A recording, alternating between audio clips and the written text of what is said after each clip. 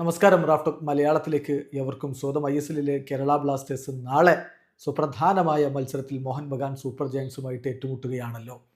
അതിന് മുന്നോടിയായിട്ട് കേരള ബ്ലാസ്റ്റേഴ്സിൻ്റെ ടീം ന്യൂസ് വളരെ ആകാംക്ഷയോടുകൂടി ആരാധകർ ഉറ്റുനോക്കുകയാണ്. ഇപ്പോൾ ലഭ്യമാവുന്ന വിവരമനുസരിച്ച് രണ്ടുപേരൊഴികെ ബാക്കി എല്ലാവരും ഇപ്പോൾ കളിക്ക് മുന്നോടിയായിട്ടുള്ള ട്രെയിനിങ് സെഷന് പങ്കെടുത്തിട്ടുണ്ട്. അതായത് അവരൊക്കെ അവൈലബിൾ ആണ് എന്ന് വേണം മനസ്സിലാക്കാൻ. അപ്പോൾ ആ രണ്ടുപേർ ആരൊക്കെയാണ്? ഒന്ന് തീർച്ചയായിട്ടും നോഹ് സദോയിയാണ്. അദ്ദേഹം ഇഞ്ചോർഡ് ആണ്. പിന്നെ മുഹമ്മദ് അസർ, അദ്ദേഹം ഇന്ന് RFTL ഗെയിം കളിച്ചിട്ടുണ്ടായിരുന്നു.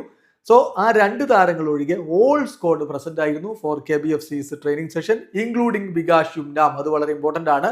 ബികാഷ് യുംനാമിന് ഒരുപക്ഷെ നമുക്ക് ബ്ലാസ്റ്റേഴ്സിന്റെ ഡിഫൻസിൽ നാളെ കാണാൻ കഴിഞ്ഞേക്കും. അത് കോച്ചാണ് തീരുമാനിക്കുന്നത്. എന്തായാലും അദ്ദേഹം അവൈലബിൾ ആണ്, സെലക്ഷൻ അവൈലബിൾ ആണ് എന്നുള്ള പോസിറ്റീവായിട്ടുള്ള വാർത്ത വരുന്നു. ചുരുക്കത്തിൽ രണ്ട് താരങ്ങൾ ഒഴികെ, നോഹ് സദോയിയും മുഹമ്മദ് അസറും ഒഴികെ ബാക്കി എല്ലാവരും ഇത് ട്രെയിനിങ് സെഷനിൽ പങ്കെടുത്തിട്ടുണ്ട്.